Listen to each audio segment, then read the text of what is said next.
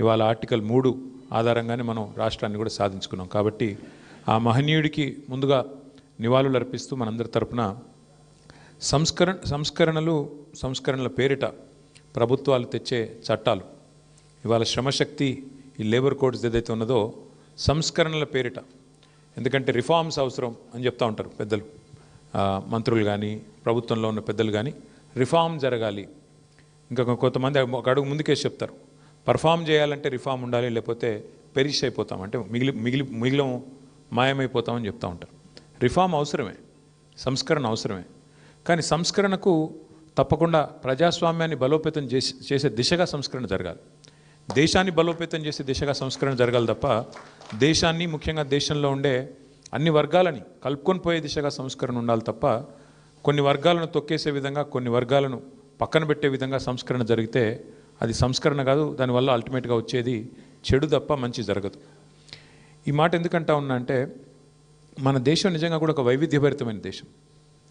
ఒకవైపు ప్రపంచంలోనే అతిపెద్ద కుబేరుడు మన దేశం వాడే, ప్రపంచంలోనే అతిపెద్ద కుబేరుడు మన దేశం వాడే.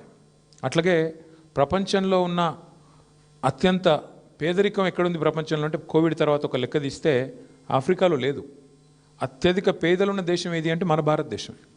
అంటే ప్రపంచ కుబేరుడు మన దగ్గరనే ఉన్నాడు, ప్రపంచంలో పేదరికం అత్యధికంగా ఎక్కడుందంటే మన దేశంలోనే ఉంది. ఇది వాస్తవం. అంటే అందుకే నేను అన్నది వైవిధ్యభరితం అని. ఇంకొక అడుగు ముందుకే చెప్పాలంటే, మనది ఇది వైవిధ్యభరితం కాదు, ఇది వైవిధ్య భారతం.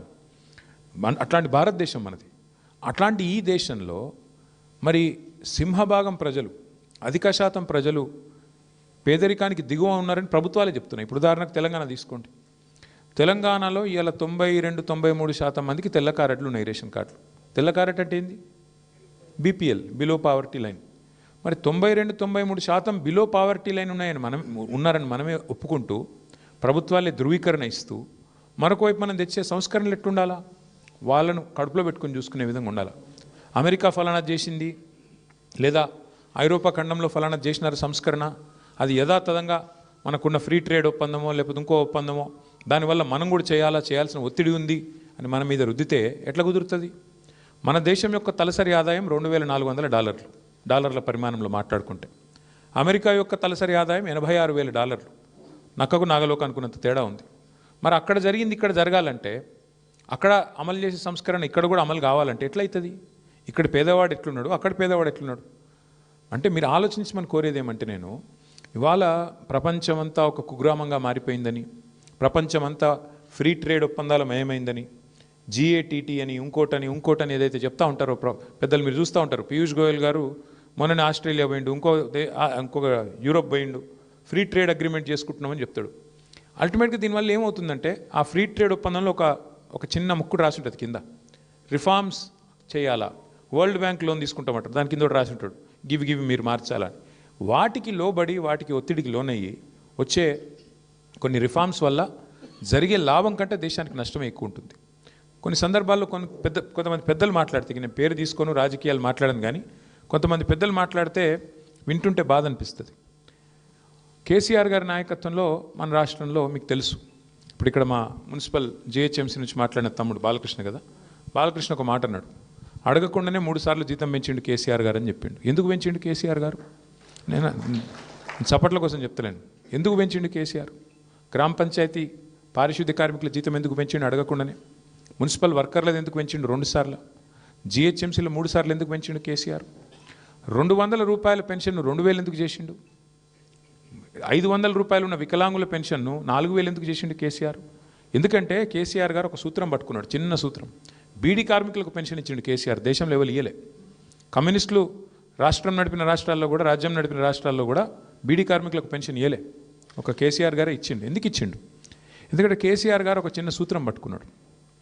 ఆయన మా అందరికీ చెప్పేది ఏమంటే, పదే ఓ ప్రభుత్వం యొక్క ప్రాథమిక కర్తవ్యం సమాజంలో అత్యంత బలహీనమైన, అత్యంత ఇబ్బందుల్లో ఉన్న వర్గం ఏదైతే ఉంటుందో వాళ్ళని కడుపులో పెట్టుకొని చూసుకొని, వాళ్ళకు 3 పూటలు వాళ్ళ నోట్లకు బువ్వ పోయేటట్టు చూసుకుంటే అశాంతి చెలరేగదు, రెస్ట్లెస్నెస్ ఉండదు, సమాజంలో అసమానత రాదు. ఆ ఉద్దేశంతోనే ముసలోళ్ళకు 2,000 పెన్షన్ ఇస్తే ఏమొచ్చింది అంటే, ఆ అవ్వ దగ్గరకో తాత దగ్గరకో మన్మడో మన్మరాలు వచ్చి, అవ్వ నాకు బిస్కెట్ కూడా కొనుక్కుంటా ఇస్తావా, లేదా చాక్లెట్ కొనుక్కుంటా ఇస్తావా అంటే 10 రూపాయలు పెట్టే ధైర్యం వచ్చింది. ఆ అవ్వ మీద గౌరవం పెరుగుతుంది, ఆ మానవీయ సంబంధం పెరుగుతుంది. ఎందుకు చెప్తున్నా అంటే ప్రభుత్వానికి ఆ మానవీయ కోణం పోతే కొంతమంది పెద్దలు మాట్లాడతారు, రేవడీ కల్చర్ మంచిది కాదు. ఏంటిది రేవడీ కల్చర్ అంటే ఫ్రీగా ఏది ఇవ్వద్దు, అనుచితం, ఉచితాలు మంచిది కాదని మాట్లాడతారు. మళ్ళీ వాళ్ళే అవసరం పడ్డప్పుడు ఎలక్షన్లో గెలిచేందుకు మాత్రం 1,21,00,000 మందికి ఎలక్షన్కు 4 రోజుల ముందు 10,000 రూపాయలు మహిళల ఖాతాలు వేసారు మన బీహార్లో. అంటే ఏ ఎండకా గొడుగు, అవసరం పడితే ఒక తీరుగా, అవసరం లేకపోతే ఇంకో తీరుగా. ఇంత దుర్మార్గంగా ఈ దేశంలో మన ప్రాధాన్యాలు, మన విధానాలు ఉన్నాయి.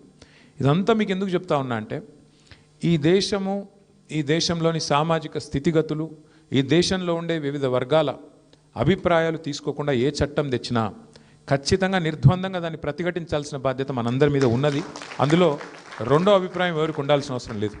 ముఖ్యంగా ఈ దేశంలో ఇప్పుడు ఇందాక శ్రీనివాస్ గౌడ్ గారు ఒక మాట అన్నారు, ప్రభుత్వ ఉద్యోగాలు ఎంత ఉంటాయి, పెన్షనర్లు కానీ లేకపోతే మొత్తం ఇప్పుడు ఉద్యోగాల్లో ఉన్నవాళ్ళు కానీ, అది డైరెక్ట్ ఎంప్లాయ్మెంట్ కానీ, కాంట్రాక్ట్ కానీ, అవుట్ సోర్సింగ్ కానీ, పర్సంటేజ్ ఆఫ్ పాపులేషన్ తీసుకుంటే మనది 4 కోట్ల జనాభా, మొత్తం ఉద్యోగుల సంఖ్య కాంట్రాక్టు, అవుట్ సోర్సింగ్, రెగ్యులర్ అంతా కలిపితే కూడా 7-7.5 లక్షలు ఉంటారు కావచ్చు, లేదా అంతే కదా, ఓ 2-2.5% మధ్యలో ఉంటారు. మరి ప్రైవేట్ రంగంలో ఉన్న వాళ్ళు ఎంతమంది ఉంటారు, 10-15, కొన్ని దగ్గరలో పారిశ్రామికీకరణ బాగా జరిగితే 20% దాకా ఉన్న పరిస్థితి ఉంటుంది. మిగతా వాళ్ళు అసంఘటిత రంగంలో ఉంటారు, కొంతమంది వ్యవసాయ ఆధారిత పరిశ్రమల మీద ఆధారపడి ఉంటారు.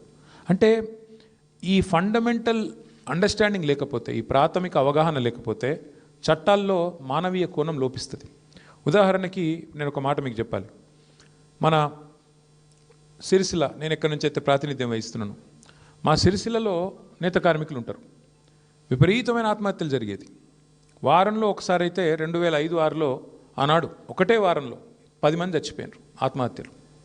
అరే ఇది ఏంది అని చెప్పి కేసీఆర్ గారు ఆనాడు ఓ 50 లక్షల రూపాయలు మా పార్టీ నుంచి ఇచ్చి ఒక చిన్న మైక్రో లోన్స్, అంటే interest free loans, micro loans అక్కడ పద్మశాలి కమ్యూనిటీకి అప్పచెప్పి మీరు కాపాడండి అయ్యా తెలంగాణ వచ్చేదాకా, వచ్చినాక నేను చూసుకుంటా కానీ అప్పటిదాకా కాపాడండి, వాళ్ళు చావకుండా చూసుకోండి అని చెప్పి వాళ్ళకు ఒక 50 లక్షల రూపాయలు. అంటే 50 లక్షలు పెద్ద మొత్తం అని కాదు 2005-6లో, కానీ 50 లక్షలకు ప్రతిపక్షం ఇస్తే ప్రభుత్వం కనీసం ఒక 500 కోట్లు ఇస్తుందేమో అని ఒక ఆశ, కనీసం సిగ్గొస్తుందేమో అని